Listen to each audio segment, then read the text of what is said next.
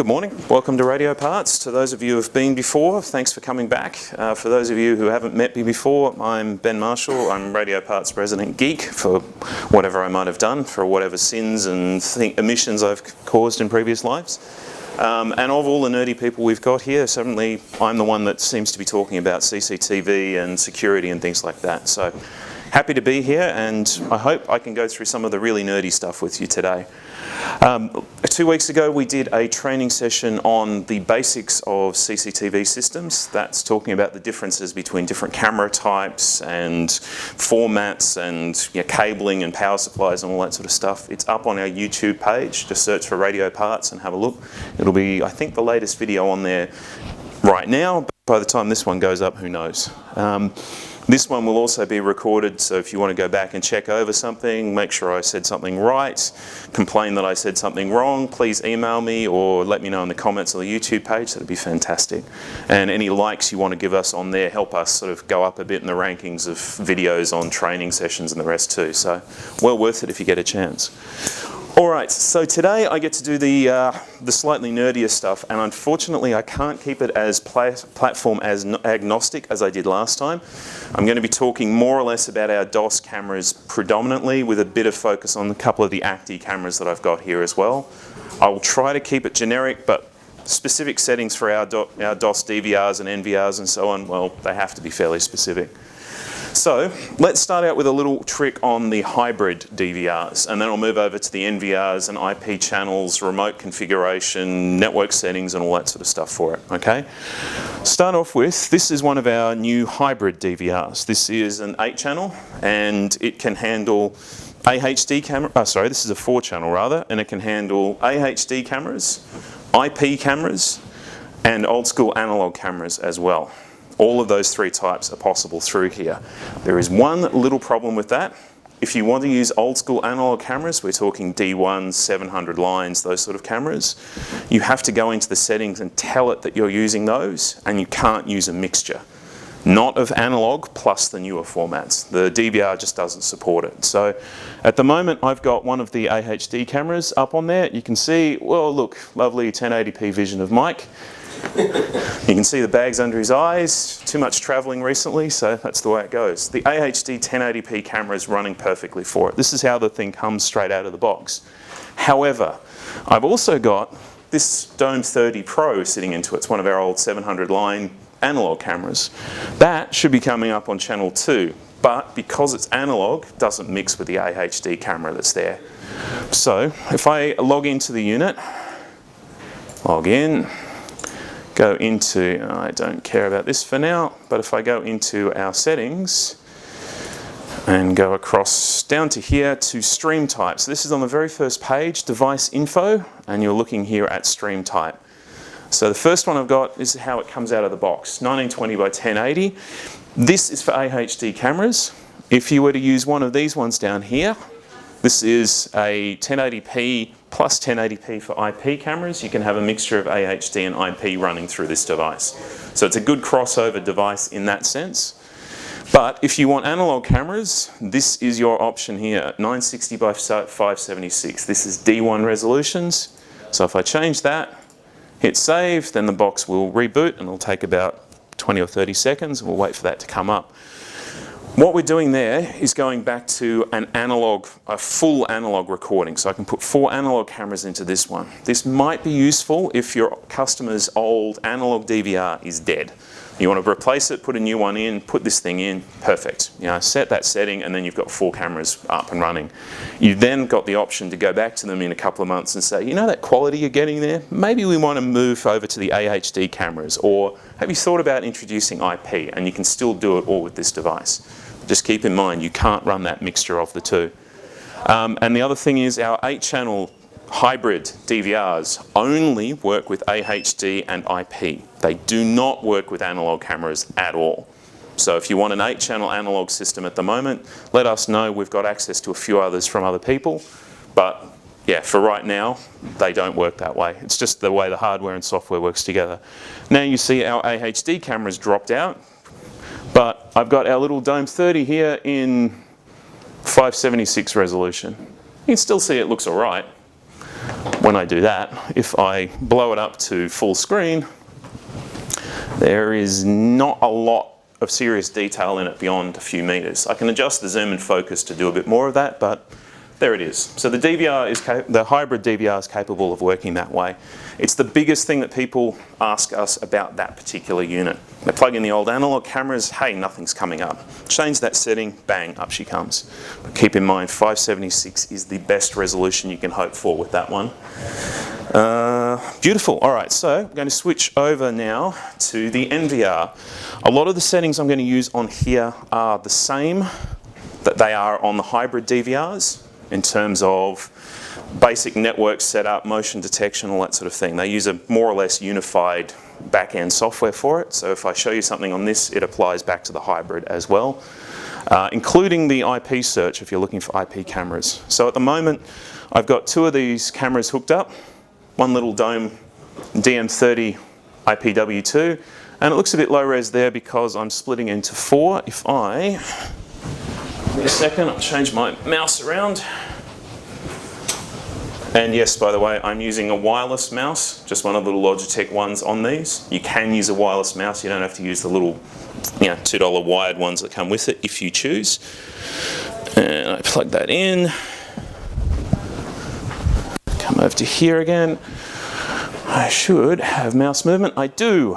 If I blow this thing up into full screen, you can see that even with the vibrating of my hand, it's still quite a good 1080p image from this IP camera.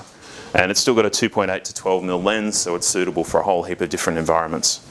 So that's our little Dome 30. It's just a little bit patchy at the moment. There we go. And that is the camera up on top there that I'm viewing over the whole room. So that's one of our IN50 IPW2s. So good outdoor camera. Right, so this is not what you see when you plug in the NVR for the first time and plug your cameras into it. This is the fun part. IP cameras need to run on a network. That's based in their name. And to talk about how you set these things up, I need to give you a very, very brief rundown on how IP in general works, okay? For those of you who know it already, fantastic. Follow along. If I make a mistake, let me know. I use analogies a lot, so if you know a better one, just let me know and I'll switch over to that one as well. IP cameras run on a network in a way that an analog camera doesn't. So they rely on some sort of network's router to tell it where to go, or the NVR itself can act like a pseudo router. So you can run an NVR with the cameras just as a standalone device if you like, but if you're running it through the rest of a network, the router tells it what to do. Now, an IP camera needs an IP address. So does anybody know roughly what an IP address is?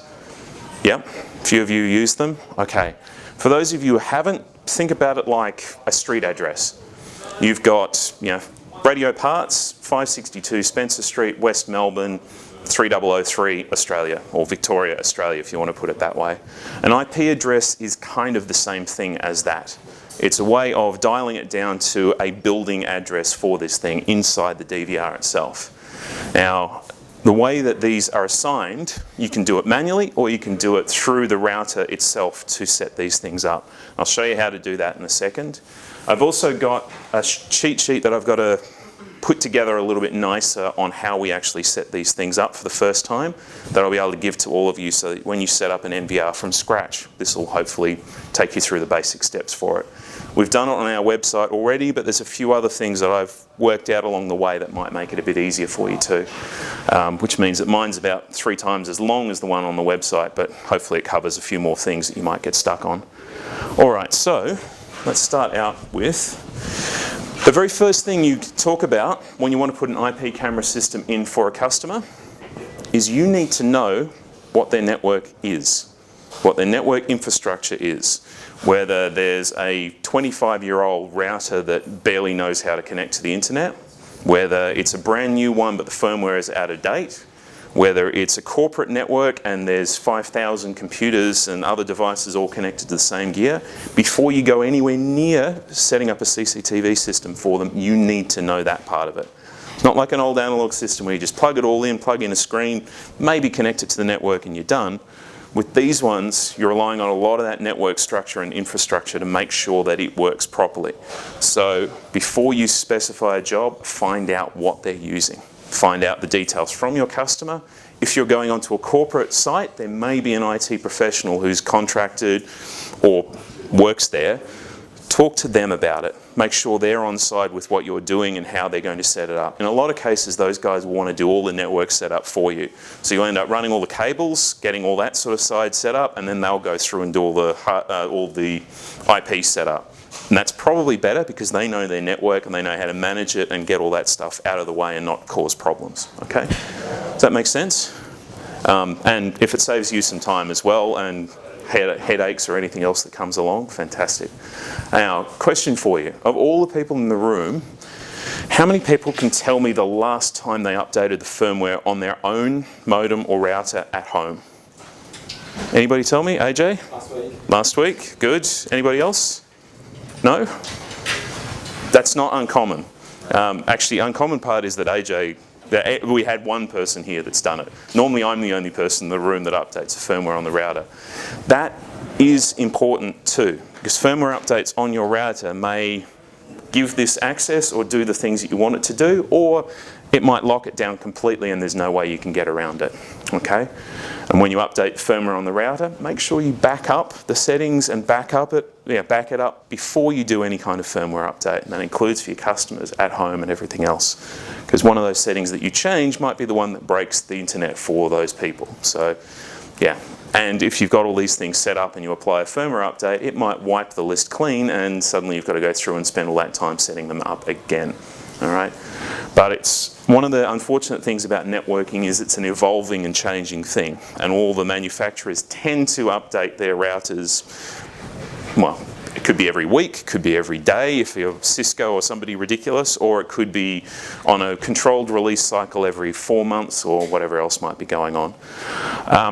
One last little caveat on this too is that Telstra, Optus, and a lot of the other provided modems and routers often have their own custom version of firmware put onto them, and that can lock out some of the features that you need. It's a bit like an Apple iPhone. They give you access to some of the things that you can do, but not everything because they don't want you to screw it up. Versus Telstra and Optus and the rest of it want to lock down some of the things so that you don't mess up their network and dump yourself offline without thinking about it, okay? Just means that if you end up struggling with some of the stuff I'm showing you here, you might have to contact Telstra or Optus and get them to unlock it or give you the access to make it happen. Does that make sense? Yeah, it's a pain in the neck, but it's the way they do things so that they get less customer support calls. So it's a trade-off one way or the other. All right, now, firmware updates I've talked about. Keep in mind there'll be firmware updates for these devices too, to add capability, to change the way the software works, to make them more reliable, or if they put a bad firmware update through, less reliable. But we generally catch those here in stock. We test our own ones out before it goes out to the public.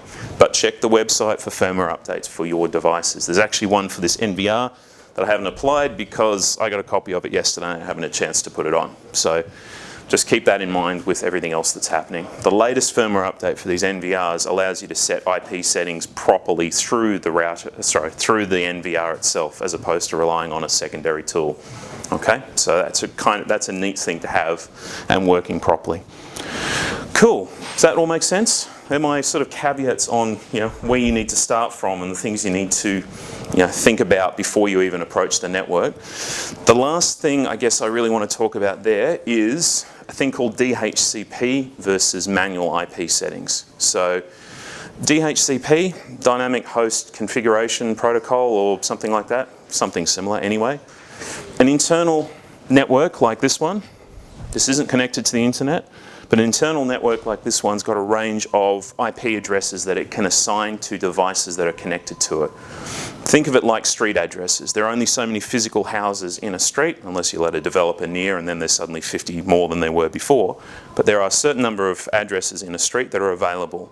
And where you sit, or where you move your house in, is defined by, let's say the council says, no, I'm not going to let you build your house here, I'm not going to let you live here, you're going to live next door instead.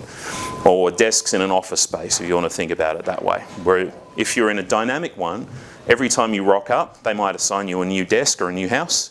If you've got a manual IP one, it's you always go home to the same place at the end of the day, or you only work in the same place as you go.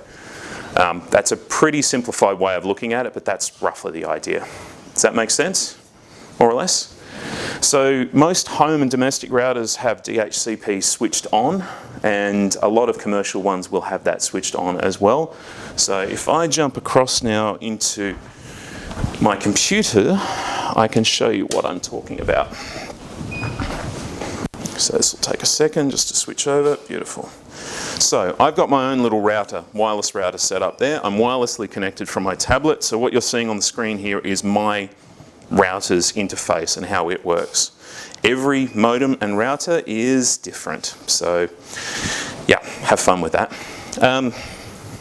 Now, beautiful. So this is the front page of my router. It is not connected to the internet, which is, you know, I've done that deliberately so that we can do this here without breaking our own network here.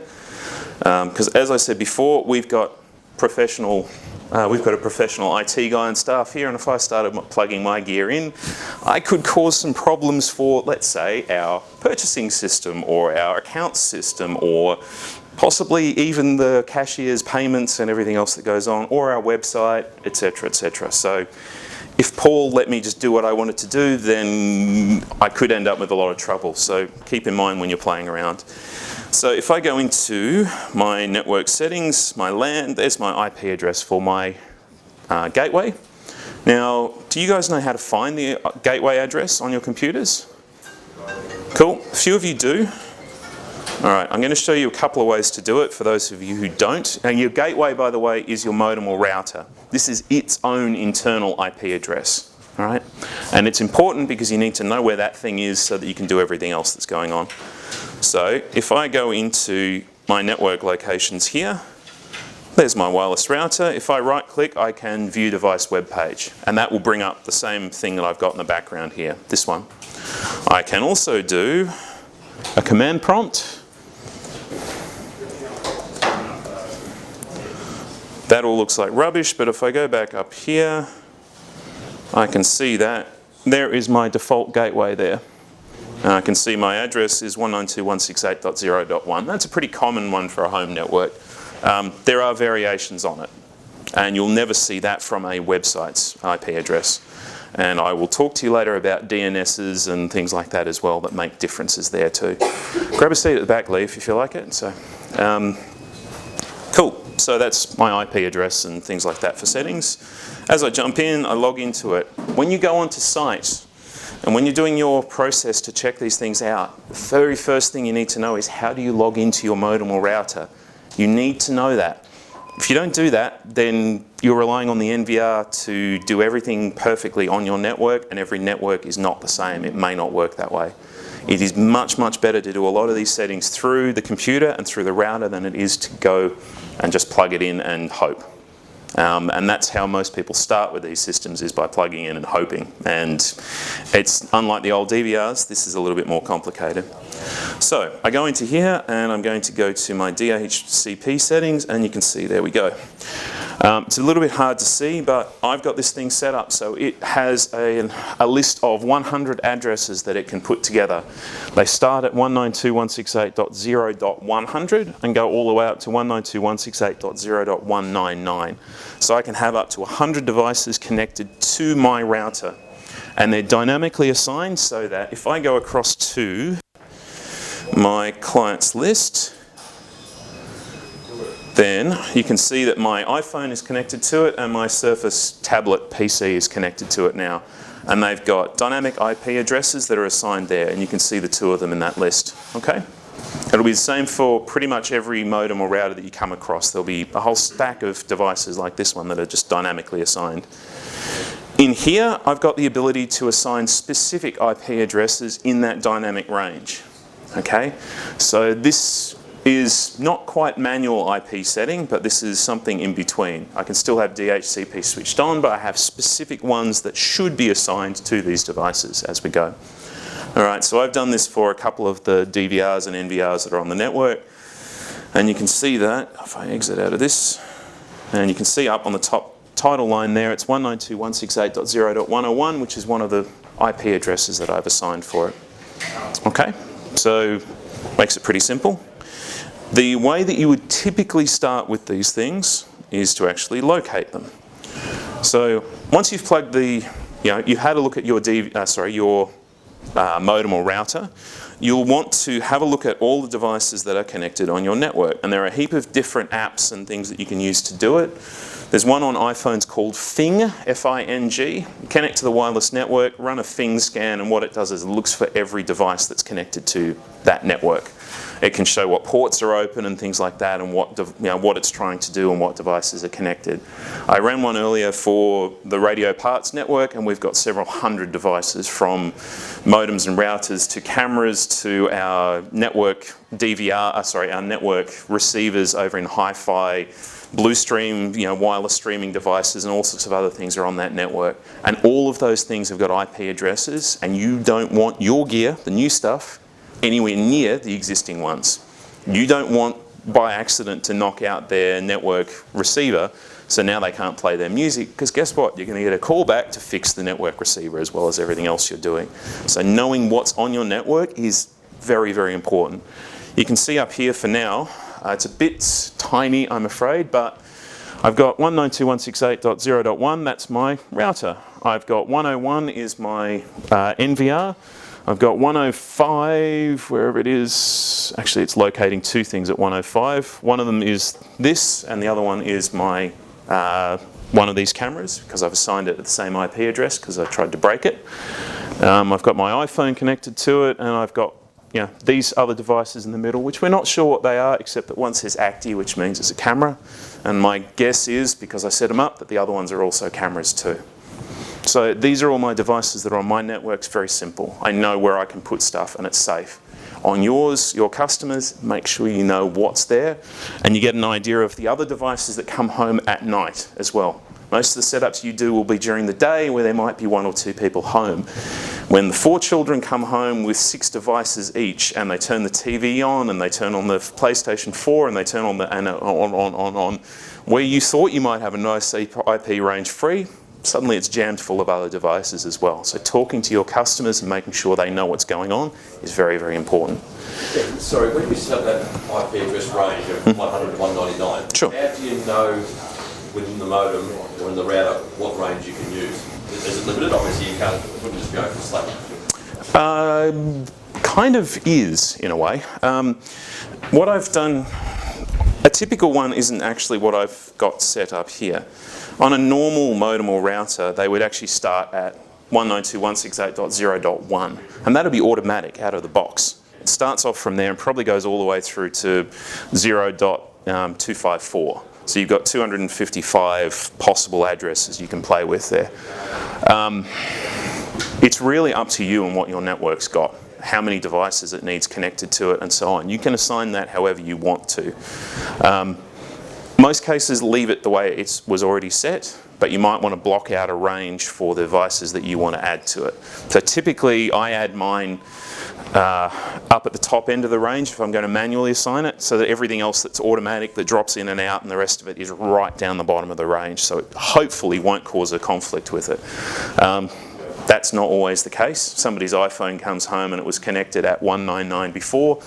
It'll try and reconnect to there. Hopefully if the DHCP does what it's supposed to do, it'll reassign it somewhere else a bit safer in the network. I know that all sounds a bit sort of Dutch, but does that make sense for you, more or less? You don't manually assign it outside the range? I do, typically. Right outside. Yeah. What I'm talking about here is sort of the basic way to do it that sets it up safely. This is all using DHCP, even manually assigning IP addresses within the range. But I can set my IP addresses to whatever I want them to be.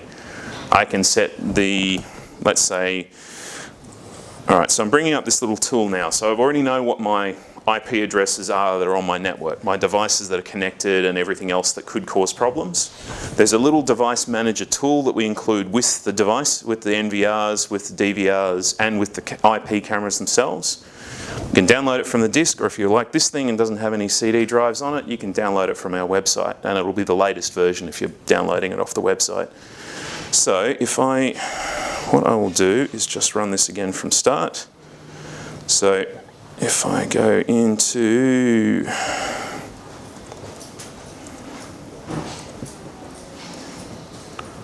here, into here, and into here, and then run this little tool, this is what it starts out with. So there's nothing in it. I select down the bottom, well I've already got NVR selected. If I discover that, guess what? I find my 2 NVRs that are on the network. It calls the hybrid DVR as an NVR because it is an NVR as well as everything else. So there are my 2 devices, and you can see kind of that I've already set these things up. So they have a gateway address, which is my modem or router, and then I have a local IP address here. As these come out of the box, this is not the same setting that you see. So to show you that, I'll go across and look for my IP cameras. Keep in mind that this tool is only designed to pick up our IP cameras. They're using the i8 and i9 format rather than ONVIF. If you're using all ONVIF devices, there are other tools that can do this job. So Acti has their own ONVIF tool. There's ones for Axis and Mobotics and pretty much everybody else that you might come across. Okay. So in here we've got our 2 cameras, and I've already set these things up, but I'm going to break them because I can. And set this one back to what it was by default, and I think that was 1.1. Alright, so I modify that one now. Now, if I discover, beautiful. So I now see that my camera that is there is sitting at this IP address. Now, if you have, it's hard to see really closely, but I said before that my gateway address, or my gateway, is 192.168.0.1.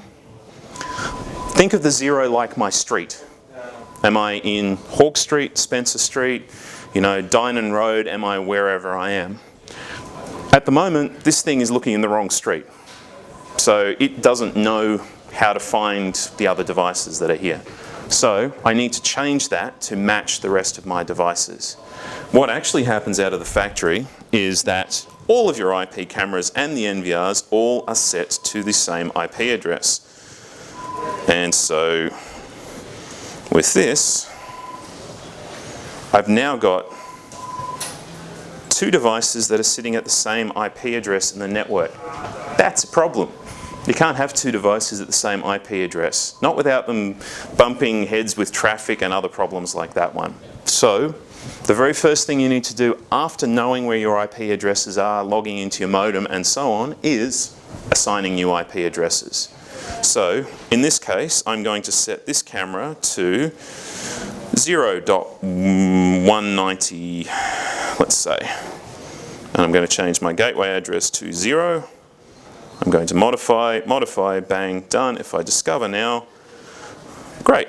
My camera's come back and it's in a different spot. If I go to this one and I do the similar sort of thing, 0.191, keep in mind again, those IP addresses have to be different. Go across to here and change my gateway address over to this, modify, and bang, there we go. And if I discover now, I'll see that I've got my 2 IP cameras back and they're sitting at 190 and 191. If I go across to here, to my web interface, and I go to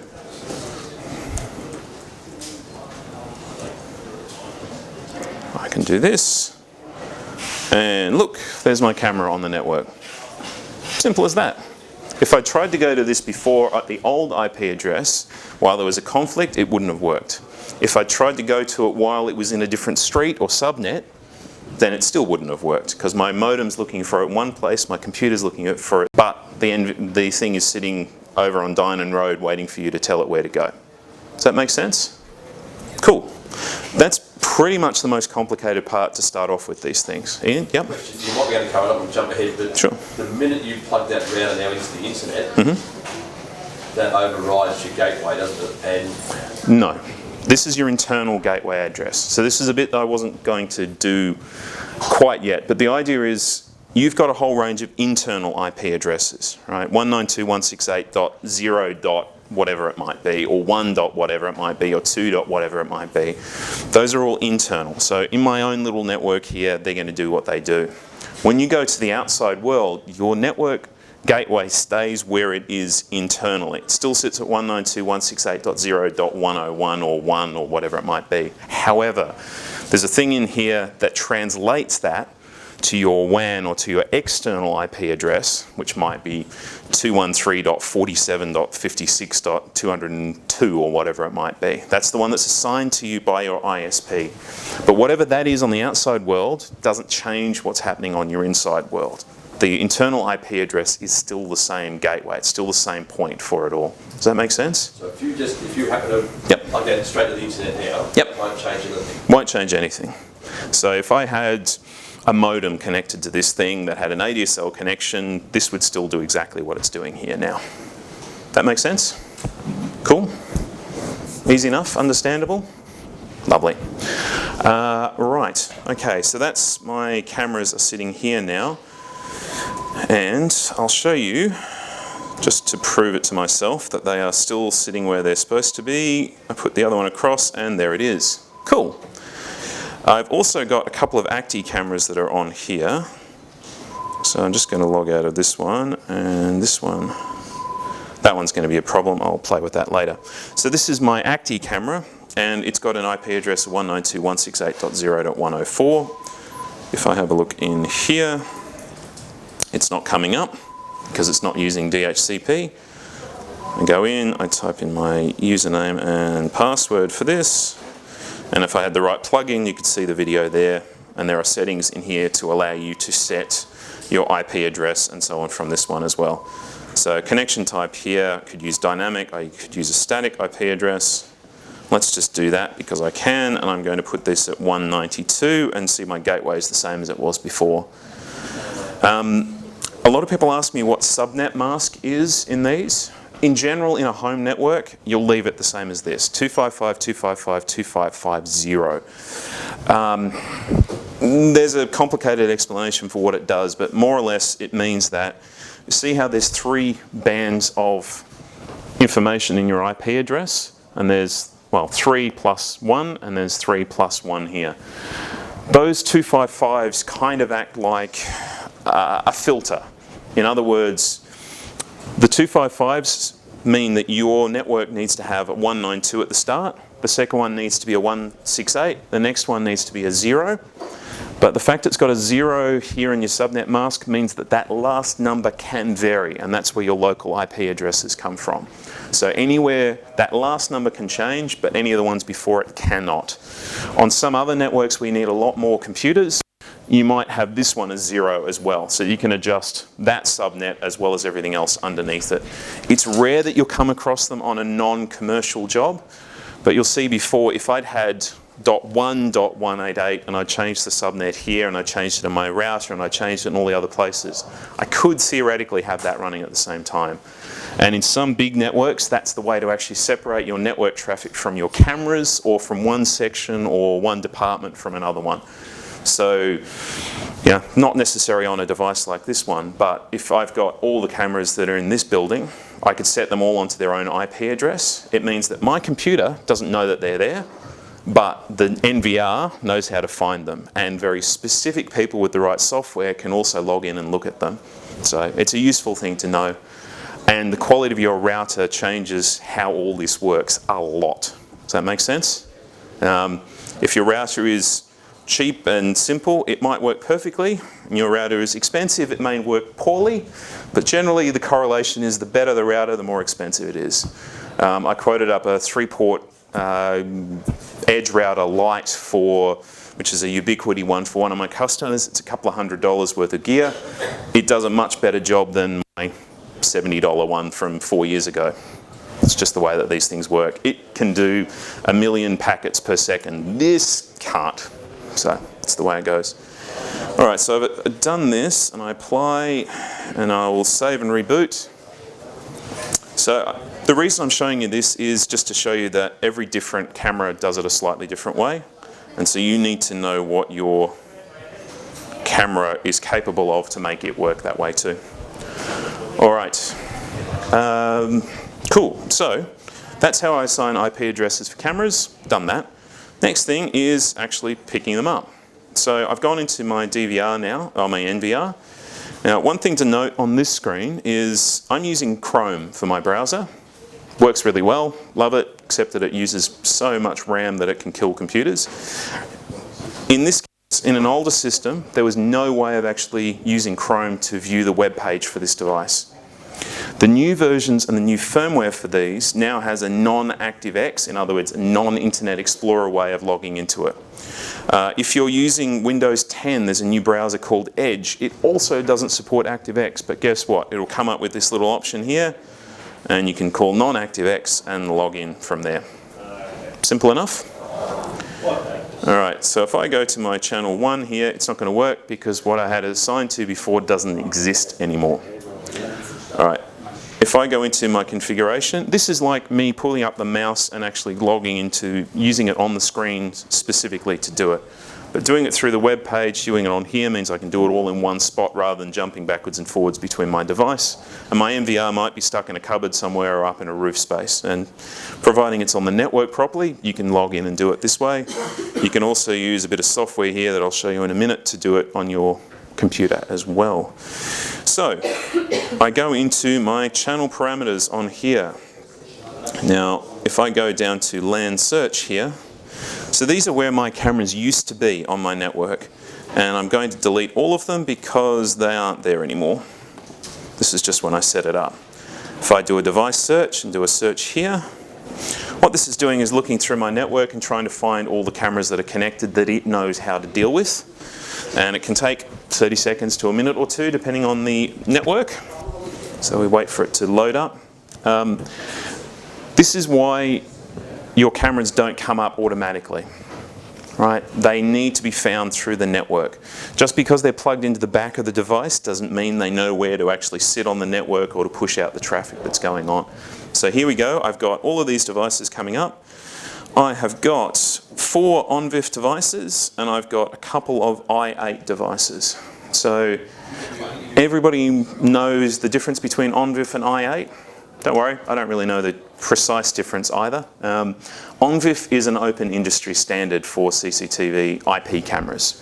It means that my NVR can pick up any ONVIF compliant camera that, you know, that has the right version or right profile to make it work. So I've got a couple of ACTI cameras that are up here, which is 192 and 105. Those 2 cameras are not our own. They just use a generic standard called ONVIF, and I can see them through my NVR. I've got the 2 i8 ones up the top are actually that camera there and that camera up there, our own DOS ones. But you can see 190, 190, 191, and it's not coming up because I haven't set it, but those devices also have an ONVIF section, and so I can view them and use them through my NVR as well. And you generally don't want to mix and match. Most devices can't handle having some of one and some of another. If you're only using DOS cameras with a DOS NVR, leave it at i8 or i9 across the board for it. If you want to think about the difference, the main reason is that sometimes you can do things with a custom profile that you can't do with a generic one. It's a general rule for it. So maybe there might be something about motion detection that works better with i8 than it does with ONVIF, or there's something about the ONVIF standard that slows things down, whereas i8 might be a little bit faster, whatever else. But if you're using a whole range of different cameras, set it to ONVIF and you should be good to go. All right, so I've got all my cameras up here, and I can actually, if I click on one of them, let's say this one, this is my this is one of my ACTI ones. If I click on the details, it comes up over on the side here. And I don't want that to sit there anymore because it's a bit of a mess. 192.168.0.1, DNS 192.168.0.1. So I'm putting the gateway address in there for that. .1. And I've modified that. If I search again now, it should pop up on the list at somewhere else on the network. So I'm going to add these in a second, and that'll be your camera set up. and viewable. So once this comes back, we'll be able to do that. This is part of the process. So knowing what's on your network first, assigning IP addresses manually or whatever through your network, making sure they're on there. And then through here, we've got the opportunity to do it. And I go in here and I can add my devices. So if I go, I'm trying to remember which way it is here. What about the issue with those clashing IP addresses, I think? It's the same device. It's the same device in this case. So we've just got the i8 ones talking at the same time as they're talking on the same thing with the ONVIF standard instead. You can see when I did that auto binding thing, it actually picked up the i8s and the ONVIFs. I'm going to change that so that I go double click and then I can just select it to that and drop it out. Alright, actually do it this way. Change that for camera 1. Change that for camera 2, and you'll see that the i8 ones drop out at the top there. Okay, if I look up my IP cameras, there are my 4 devices now. 190, 191, 102, and 105 because I didn't modify it properly. Anyway, so there we are. Save it. Success. I go back to preview. Here's the proof. Does it work? And oops, double clicked. I think it's single in this. There we go. Go across to here, and now I can bring up channel 2. Okay. If I click properly, there we go. Doing this on a touchpad is a pain in the neck. Yep, we've got ACTI problems. Channel 4, yeah. So the ACTI ones aren't working properly because I haven't configured them completely yet. But you can see the DOS ones have come up straight away. You can see them, you can view them, you can record them and all sorts of other things from there. Does that make sense?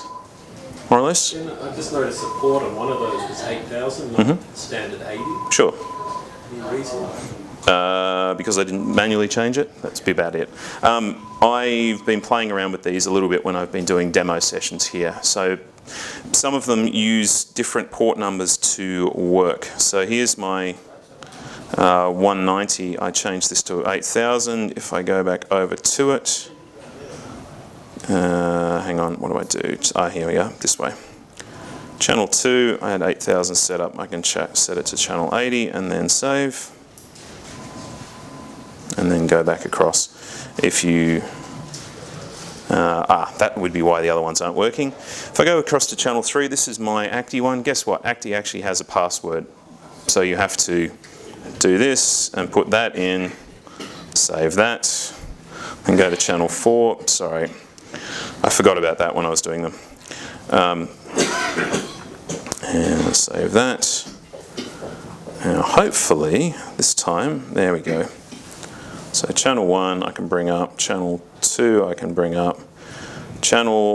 This one here still won't work properly because I've actually got it assigned to a same IP address as one of the other devices on the network. So that's going to cause problems.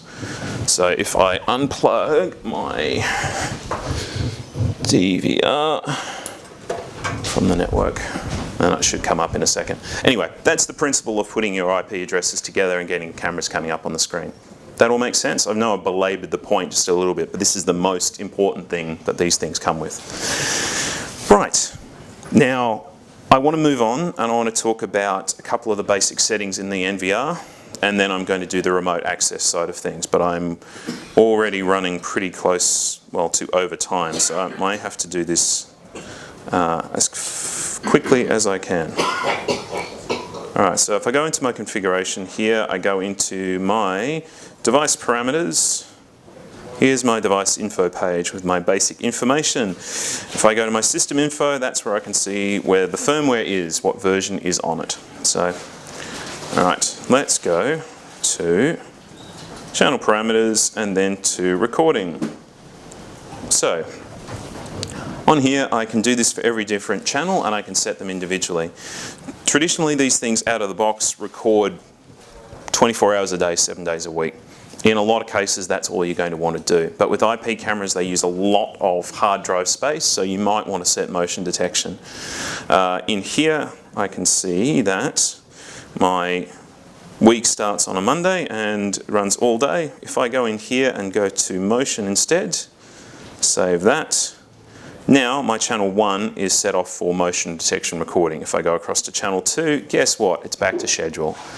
So just keep that in mind. If you're wondering why it's not working properly, you might have to go in here, copy, and copy to all. And now it's on motion detection for all cameras, but I haven't got 8, 7, 6, or 5 connected to it, so we'll just do that. And now if I go over to channel 3, I've got motion set in here. But guess what? If you've only got 6 cameras on an 8 camera system and you forget to switch off recording on the blank camera, does that use hard disk space and record blank screen? Yeah, it does, yeah. It's a bit silly, but yes, that is the way that it works. It's just defined out of the factory so that it will record everything simultaneously. That might be something we can change with a firmware update, but haven't asked to do that yet. There's been other more important things that we've asked them to do first. All right, so that is the basic schedule for the recording. So I've now told it I want it to do motion, but I haven't finished yet because I haven't told it what kind of motion, where I need to see it on the screen and everything else. So in here, I'm going back to channel 1 now. I want to enable motion detection. I want to start my work day on a Monday, on a Monday. I've got my schedule running 24 hours a day. I could segment that and have certain parts of the day at motion and certain parts at schedule quite easily. Down the bottom here, I need to tell it what's linked to the motion detection. So when the motion detection triggers, what happens? Well, I want it to record on channel 1. If I go across to channel 4, I need to enable it here, go to my linkage, and it needs to be enabled for channel 4. Does that make sense? Otherwise, it sets off the motion as like a virtual indicator in the system to say, hey, look, motion happened. That's it. Hasn't started a recording until you set the linkage to work there as well. And the other part about it is you also need to set the area that you want it for motion detection. So in this particular room here, I might want just the bottom section of the screen because that's where all of you are. And I don't really want motion happening up around the lights because, you know, bats don't fly in here. Birds occasionally, but, you know, in the showroom fairly rarely. So I've now done that there. I've set my motion detection on 4. I save that. And so if there are any movements in that section for channel 4, then it's going to pick them up and off you go. That make sense? If you did set the whole screen, Sure. would that take more space? No. It doesn't really matter. No, it doesn't matter in this environment. But if you, let's say, had a house, the camera was on the backyard and there was a tree out in the backyard that kept moving all the time, well, your motion detection's useless because the tree just keeps on going. There are sensitivity levels that you can set here from 1 up to 6. I almost inevitably say 1 for everything. It's the lowest sensitivity you can have without it being turned off completely. From 2 up through till 6, well, at 6, you see on the screen we've got lights there. Because of the way the recording, it's 1080p digital, around the edge of those lights there is just a little bit of a flicker on and off, you know, with pixels going light and dark. It's a software thing rather than anything else. That flickering is enough to set off the motion detection at that level. Somebody sitting perfectly still in that area might have just enough effect around the edges of what they're doing to cause that to go off. So leave motion detection on 1 for pretty much everything you're ever going to do. Does that make sense? Lovely. I keep asking that, but it's my standard go-to. If I go across though, you'll notice I saved that one. If I go back to channel 1, I don't think I saved that, and guess what? It's not turned on. So another little trigger and another little trick for you. When you enable it, set the area that you want to look at, and that's clicking and dragging on the screen, by the way. Because I'm doing it again with this touchpad, it's a little bit flakier than it would normally be with a mouse. I set my sensitivity to 1, I trigger the recording for channel 1, I save it, and now it's there. If I go back across to my preview screens, I haven't actually got the indicators set up, but now I've got motion detection on channel 1 and I've got motion detection on channel 4. And you can see over here on the right hand side, there's a little light that's going off. If I turn the volume up on this thing, it will actually produce sound out of this as well, which I would rather it didn't do. You can turn the sound or that audible alarm off through the system. All right, so that's motion detection. It's pretty simple, but you need to get those things right. Set it for every channel, enable it for every channel, set the area that you want to record, and set the linkage to tell it what to do when the bit in the area that you've chosen happens. Simple as that, okay?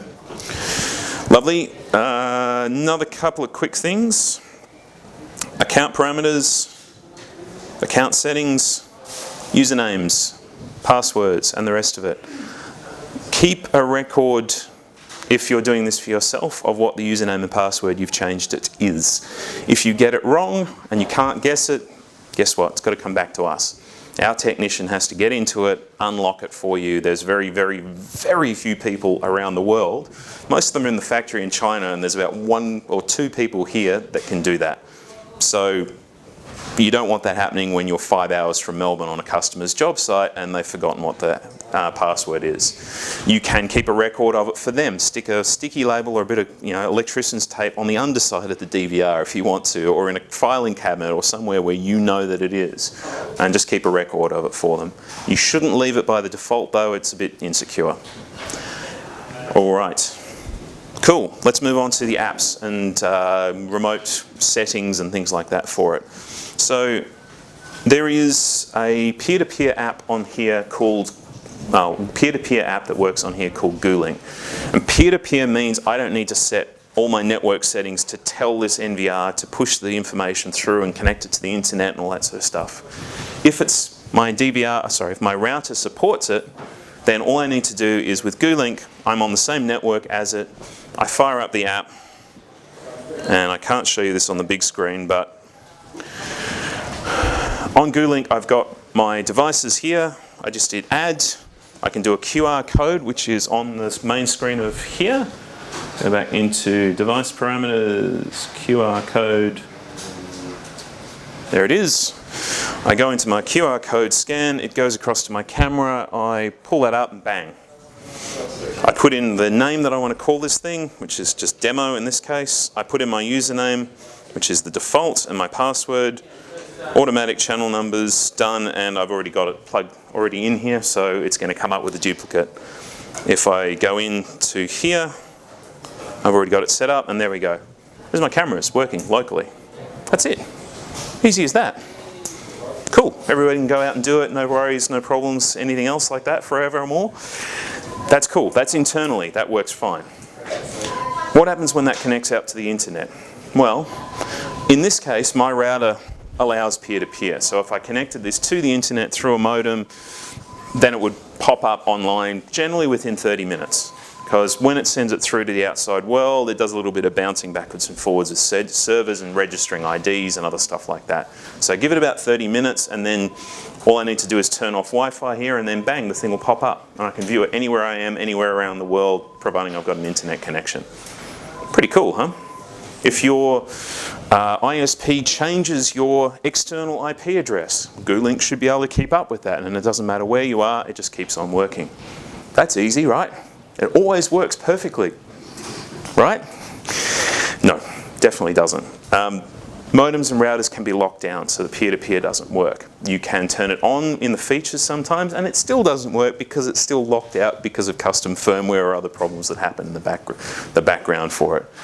The other common thing that happens is there's a, to connect to the GooLink stuff online, there's a DNS that might need to be changed. So if I go into my network parameters here, across to my network settings, and in here you can see that I've set up a custom DNS address called 8.8.8.8. Some cases that's all you need to tell it to tell GooLink what to work. And I don't have time today to really go into what a DNS is and how it works and the rest, but that's one little solution if your GooLink isn't coming up and running. DHCP off. It does, yeah.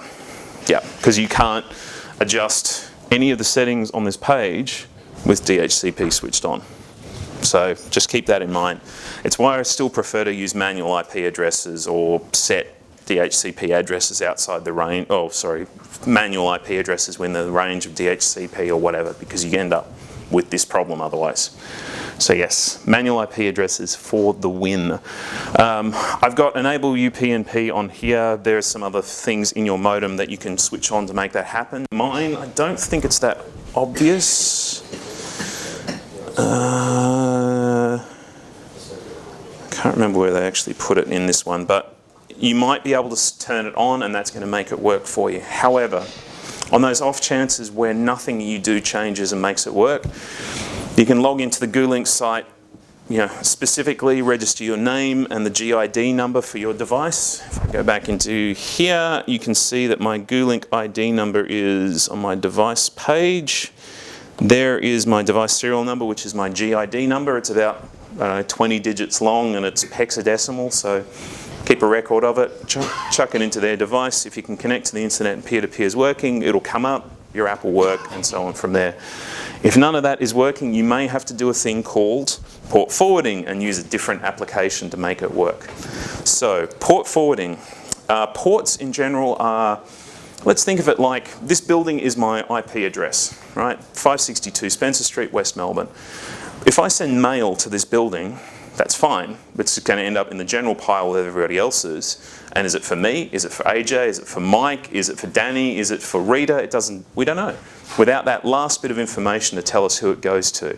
And the port is the bit that we're talking about with a network when it works that way. So, when I try to access this DVR from the outside world, I need to know that the DVR exists and where to find it on that network. And that's where port forwarding comes in.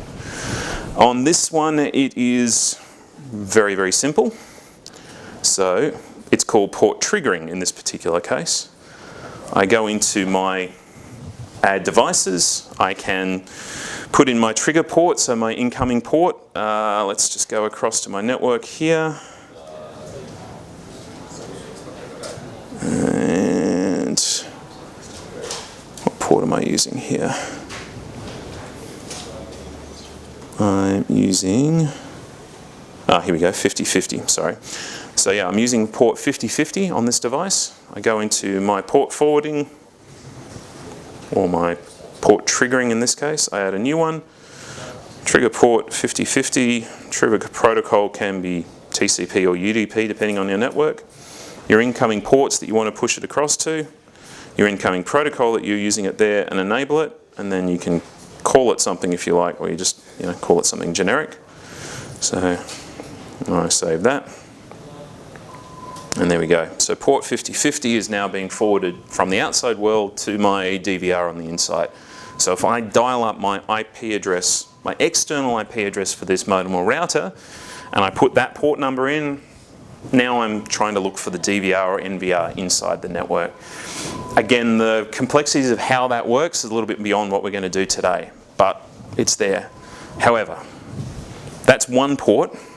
These DVRs and NVRs use 4 ports to do all of their information. So I have to go through and do this again, and I have to call this 5051, 5051. In fact, I should be using 80 ports, but that's all right. This isn't how you would do it properly on a network, but this is the basics for now, and I go through and do that. I add it for 5052 and add it for 5053 again as well. Okay? The ways to do that are on our website at the NVR-FAQ page as well. The last thing with this is the app that we use when you're running a direct link is one called MI. It's not GULink. GULink doesn't work this way. But if I go into MI, I put in my static IP address for my network. So if I've got one, say for this building, I've got a static IP address. Great, we paid for that, we need it for what we're trying to do. For an average home, they won't have one, and we'll talk about dynamic DNS in just a second, but say I had my IP address for the system there. I go into my settings. No, I don't. I go into home, I go up to my device list. I want to add a new device. I call it whatever I want. I add my address in there, so it could be my external IP address. 215.76.46.33. I put in my port number, and in this case, it's 5053. The port on the device is 5050, but the port here is 5053. That's how the app communicates with your DVR or NVR, is through that primary port.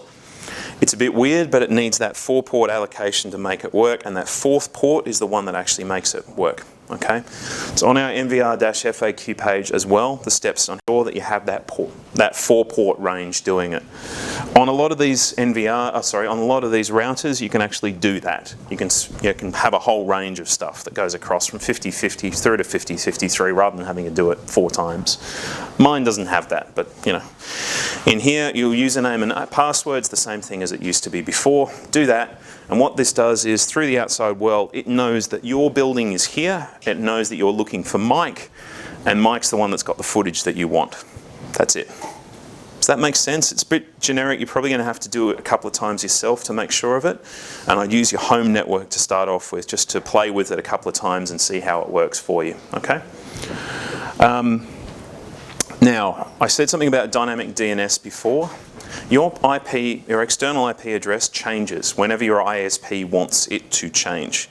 There aren't enough IP addresses or IPv4 addresses in the world to cover all the devices and people that want to connect to it. There just aren't. It's like license plates. Every so often they have to update the format so that they can add more cars onto the road. So Telstra has a certain bank of IPs that they've been assigned to, and they will occasionally change those for you. So if they have to reset their servers or routers, or you reset yours, you might be assigned a different IP address. So what my IP address today is at home is not necessarily what it will be in 5 minutes or a day or a month or in 6 months. I can't tell you how often they'll change because it really, really depends on the service provider and all the maintenance and other stuff they have to do. You could fake it for a while and put in the IP address as it is today. And that'll keep working on this app through MI up until the point when that changes. So if you've got a customer that knows their way around the network and doesn't want to spend money to get a static IP address, or can't get a static IP address, in the case of a lot of 3G and 4G connections, you can't do it, they could keep it running up until the point where it stops or fails, get the new IP address, dump it into the app, and then you're off you go, and it's working again for you. It's a pretty simple way to do it. It's not particularly smart long term because you're going to have to keep changing every time your ISP decides to change. The other way to do it is use a dynamic DNS service. So a dynamic DNS service is a way of assigning a name of a website to a particular IP address and keeping it up to date as that IP address changes. We use NoIP predominantly here because they have a free single dynamic DNS address. There are other ones, and there are paid ones that work better or worse depending on what you're trying to do. If you do this a few times, you'll have your own personal favorites. It's really easy to set up an account with something like NoIP, username and password, and they'll give you an IP address that might be something, well, like Ben's NVR.noip.biz, for example. So instead of putting a number in here, I put that name. And what it means is that their telephone book with all the IP, with all those names in it, keeps changing the number to match whatever my modem or router or whatever my ISP is set for my IP address today. So in your analogy before, street address, or what if you're in a mobile phone? If you're in a mobile home, you're in a caravan that moves every week, your mail won't find you in the same spot every time. But if they know what your mobile phone number is, then they can follow you as you go from site to site and still locate you wherever you need to be. It's not quite the right analogy, but it's probably a close enough one for today. There is one big trick with NoIP.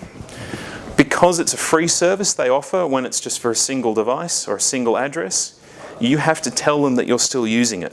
They could, in theory, use their software to work that out, but they don't because they want you to pay for the service. So they'll automatically knock you out if you don't respond to emails from them. So you get an email about once a month. You've got to click on a link in that one to say, yes, I'm still using this service, and keep it live and keep it active, okay? Make sure your customers know about it if you're setting this thing up for them. Make sure it gets through their spam filters and everything else to make sure that they click on that link, because otherwise you'll get a phone call about 2 weeks after it goes out and it will not be recoverable at that point. You'll have to set up a brand new system and a brand new one for them and do it all again from scratch. So be very, very careful when you do it, okay? My suggestion would be to you, a lot of people, if they do these a lot, will set up an account themselves, a paid account that gives you unlimited numbers of these per year. It costs you, I think, about $60 a year, and you are the one that administers all of these for your customers. Keeps them up and active and whatever else is going on from there. And I don't recommend this, but In theory, if you've got a customer who isn't paying you, or your brother-in-law, is no longer your brother-in-law or whatever else, if you're the one that's administering the DNS address, then you've got the ability to do whatever you want to do with it at that point as well. As I said, I don't recommend petty vindictive violence like that one, but if you've got a customer that's not paying you for the services you've already given them, well, sometimes it comes up you might get the payment quicker if they can't actually see what they want to see. So, don't recommend it, but it's there if you need it as an option, okay? And with all of this stuff, with the dynamic DNSing and the setups for the network and the rest of it, everything short of the IP cameras themselves, we use a service overseas that does this for you. So you can book an appointment, generally in the afternoons from about midday through to 8 p.m, and they will log in remotely to your computer and they'll do most of it for you. They'll set it up on the apps, they'll set it up on the tablets, remote access, everything else like that, all in one go for you. Call it RM Access. It's purchasable through our website. You give them the details they want, like the modem router, brand and model number, get a time and date and a phone number, and they'll sort all that out with you and go through and set up the remote access if you need them to. If you've done a few of these yourself, you won't need that service, but occasionally you might come across something that's just a bit weird, and trust me, they're very, very good at networking, and yeah, I'm not. I know the basics of it enough to get myself into trouble and how to get out of trouble most of the time, but yeah, they do this stuff professionally, so use their service. It's available through our website, or call phone sales or one of the reps. We can organise that for you. To use that service, then you'd have to have the dynamic DNS. They can do that for you. They'll do that too. Yeah. They'll set it up for you. Yeah. Yeah. Including an account. Exactly. Yeah. So it's quite easy, and they generally get most of it done within about half an hour. So if you can sort it out ahead of time when you're on a job site, a lot of people will, before they run the cables and everything else, they'll set up the appointment for 1 p.m. All they do is plug in the NVR or the DVR to the network, make sure it's online on the network. The guys call in at 1 o'clock on the dot, get the remote port forwarding and everything else like that set up, and the remote viewing. And then once all that's done, then you can go and plug in all the cameras and do everything else that you need to do. Their stuff is fixed. The rest of what you can do at any point you're happy with. As long as it's plugged into the network and connected, you're good to go. All right, there is more that I could tell you about how these things are set up and more features and so on, but I've run more than over time.